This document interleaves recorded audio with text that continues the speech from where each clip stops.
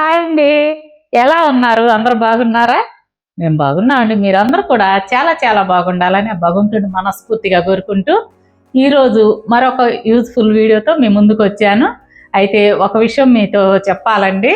మొన్న వీడియో పెట్టాను చూసారా? నాకు ముఖ్యమైన ఈవెంట్ ఉంది. ఆ ఈవెంట్‌కి మీరు మంచి శారీ ఒకటి సెలెక్ట్ చేయమని.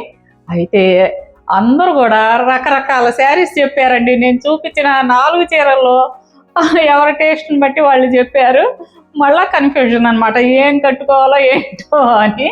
అయితే అంజన పెరవలి అంజన అని చెప్పి ఆ అమ్మాయి ఒక కామెంట్ పెట్టిందండి. తనేం చెప్పారంటే, ఆంటీ మీరు ఈవెంట్ ఏదో రివీల్ చేయలేదు కదా, అవి ఈవెంట్ కనుక తెలిస్తే నేను చక్కగా మీకు ఏ చీర కట్టుకోవాలో నేను చెప్తానని చెప్పారు. అయితే పెరవలి అనగానే కనెక్ట్ అయ్యానండి. మా ఇంటి పేరే కదా. అమ్మా నువ్వు పెరవలు వాళ్ళ ఇంటి ఆడపిల్లవా, వాళ్ళ ఇంటి కోడలివా?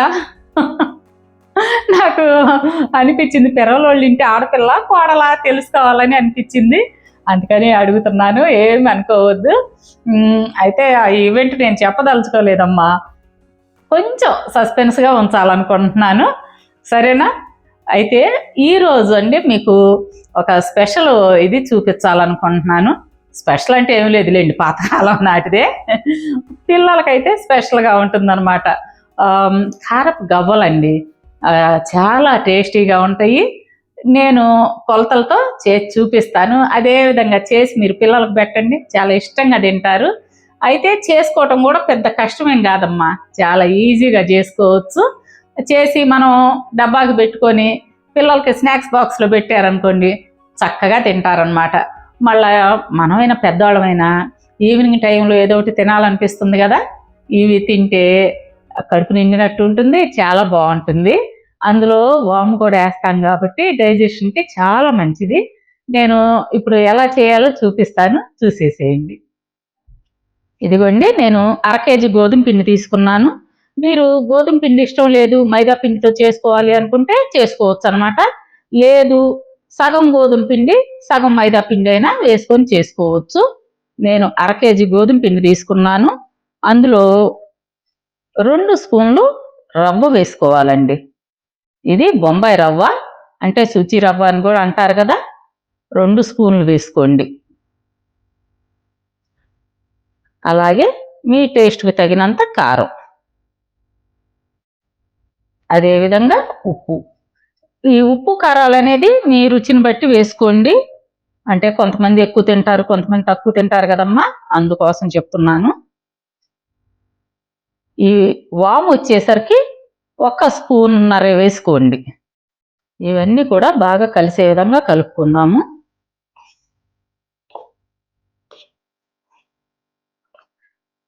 నిన్న వచ్చేసరికండి బర్ఫీ చేసి పెట్టాను కదా వీడియోలో. ఆ బర్ఫీకి అందరు అన్నారు, అమ్మ కప్పు కొలతలు చెప్పండి అని అన్నారు. ఎప్పుడు నేను కప్పు కొలతలే చెప్తానండి.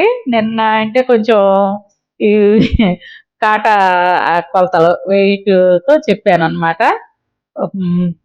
మీకు ఇక నుంచి అన్ని కప్పు కొలతలతోనే చెప్తానండి, సరేనా? అలాగే ఇదిగోండి, నెయ్యి వచ్చేసరికి 12 స్పూన్లు తీసుకున్నాను. అంటే గ్రామ్స్లో వచ్చేసరికి ఒక 60 నుంచి 70 గ్రాములు ఉంటుంది. ఈ నెయ్యి అంతా కూడాను బాగా కలిసే విధంగా కలుపుకుందాం. మనం నెయ్యి అంతా బాగా కలిసే విధంగా ఇట్లా పిండిలో బాగా కలుపుకోవాలి. మనకి ఈ పిండి వచ్చేసరికి ఇదిగోండి ఇట్లా ముద్దకొస్తుంది అనమాట. ఇట్లా వస్తే చాలు.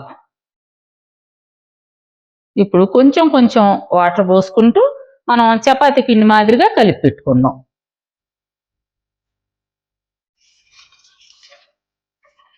ఒక్కసారి వాటర్ పోయిద్దామా, కొంచెం కొంచెంగా పోసుకోండి.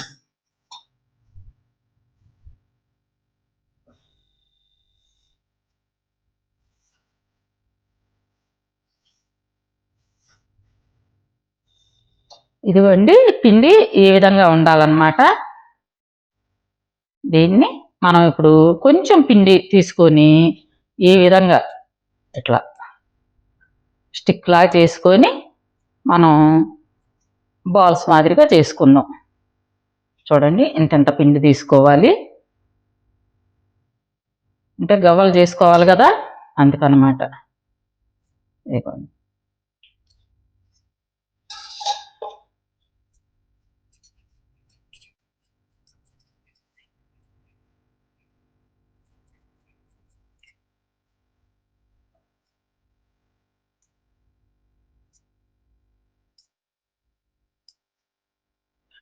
వీటిని మనం ఇట్లా రౌండ్ బాల్స్ చేసుకోవాలి. చూసారు కదా, ఈ సైజు ఉండాలన్నమాట. ఇవి మరీ చిన్నవిగా ఉంటే అంత రుచి అనిపించవు, ఈ మాదిరిగా ఉండాలమ్మా. ఇవన్నీ కూడా మనం బాల్స్ మాదిరిగా చేసుకుందాము. ఇదిగోండి ఈ సైజు బాల్స్ మాదిరిగా చేసుకున్నాం కదా, వీటితో ఇప్పుడు మనం గవ్వలు చేసుకుందాం. ఇదిగోండి అమ్మ, గవ్వలు చేయటానికి ఈ విధంగా చెక్క అనేది ఉంటుంది. ఇటువంటివి తెచ్చుకుంటే మీకు పని ఈజీ అవుతుంది అన్నమాట.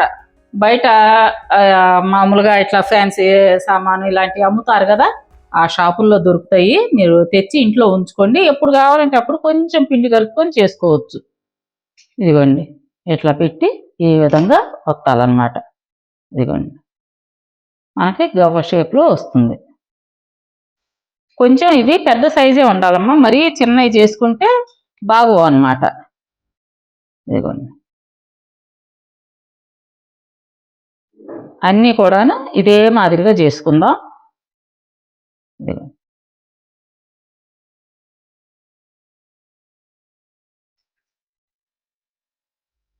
ఇట్లా ఏలు ఇట్లా పెట్టి అనాలి. పిండి ముద్ద ఇంకొకసారి చూపిస్తున్నాను, అంటే పెద్దవాళ్ళకైతే వచ్చండి, ఇప్పుడు బిగినర్స్కి నేను చెప్తున్నాను అనమాట. ఇట్లా పెట్టేసి ఇలా ఈ పిండిని ఇట్లా కదుపుతా అంటే మనకి ఇట్లా గవ్వ వస్తుంది.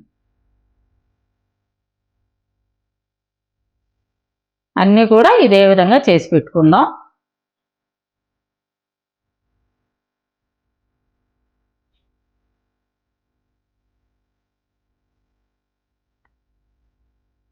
ఇదిగోండి గవ్వలు వచ్చేసరికి 2 ప్లేట్లు చేసి పెట్టుకున్నాను. స్టవ్ మీద నూనె పెట్టాను. నూనె బాగా కాగిన తర్వాత ఇవి వేసి మనం వేయించుకుందాం. ఇదిగోండి నూనె కాగింది. ఇప్పుడు వీటిని ఇట్లా చిన్నగా వేసుకోండి. ఇట్లా ఒకసారి వేసుకున్నా పర్లేదమ్మా, ఇదేమి అంటుకోవు అనమాట, ఒకదానికి ఒకటి అంటుకోవు. ఇట్లా వేసిన తర్వాత మనకి విడిపోతాయి అన్నమాట. పెద్ద బాండి అయితే మొత్తం వేసుకోవచ్చు, చిన్న బాండి అయితే కొంచెం కొంచెంగా వేసుకోండి. చూడండి ఈ విధంగా అవే తేలుతాయి పైకి.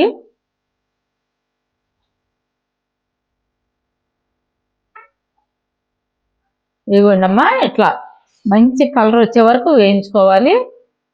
చూసారా, ఈ కలర్ రావాలి. బయటకు తీసాక ఇంకా కలర్ మారుతాయి అన్నమాట, అందుకని వెంటనే తీసేసుకోండి. మంచి గోల్డ్ కలర్ రావాలన్నమాట.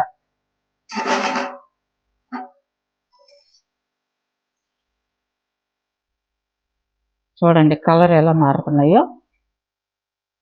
ఇదిగోండి అమ్మా, ఇవి కూడా ఇంకొక వాయి వేసుకుందాము.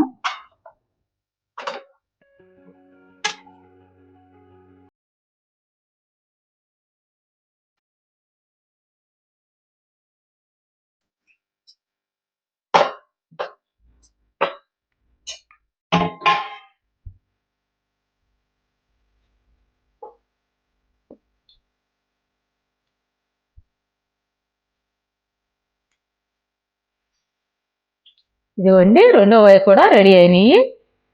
మిగతా అన్నీ కూడా ఇదే విధంగా చేసుకుందాం.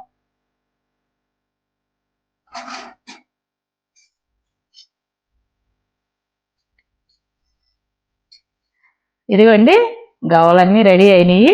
వీటిని ఒక సర్వింగ్ ప్లేట్లోకి మార్చుకుందాం.